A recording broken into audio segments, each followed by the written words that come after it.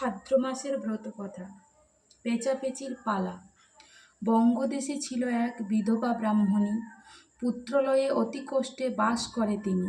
একদিন দৈববাণী করে নারায়ণ, পুত্র হতে দুঃখ তোর হইবে মোচন। বটবৃক্ষে পেঁচাপেচি কোটরেতে রয়, তারই তলে দ্বিজপুত্র আনন্দে খেলয়।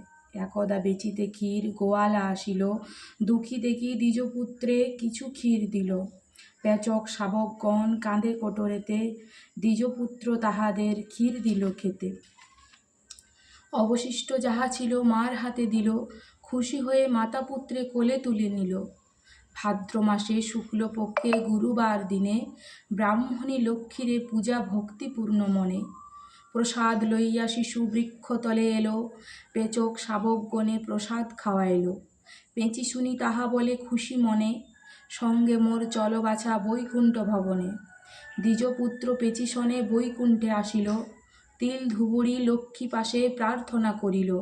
লক্ষ্মী দিল তিল ধুবুড়ি ব্রাহ্মণ পুত্রেরে, লয়ে তাহা দ্বিজপুত্র আসে গৃহে ফিরে। মাতা পুত্রের তিল ধুবুড়ি নিত্য পূজা করে, ধনৈশ্বর্য হয় তাহে মা লক্ষ্মীর বরে।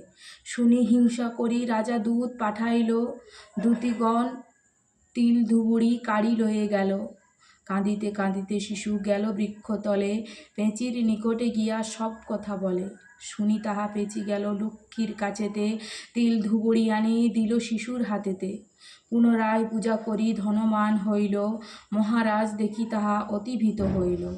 সসম্মানে দ্বিজপুত্রে আনিল গৃহেতে, কন্যাদান করি তারে বাঁধিল স্নেহেতে। লক্ষ্মীর বরে দ্বিজপুত্র বসে সিংহাসনে, ভক্তি ভরে নিত্য পূজে লক্ষ্মী নারায়ণে। লক্ষ্মী দেবী কৃপা বলে ঐশ্বর্য বাড়িল, ধনে জনে গৃহ তার পরিপূর্ণ হল।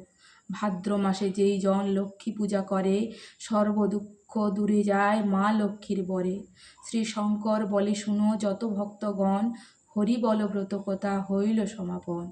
ইতি ভাদ্র মাসের ব্রতকথা সমাপ্ত।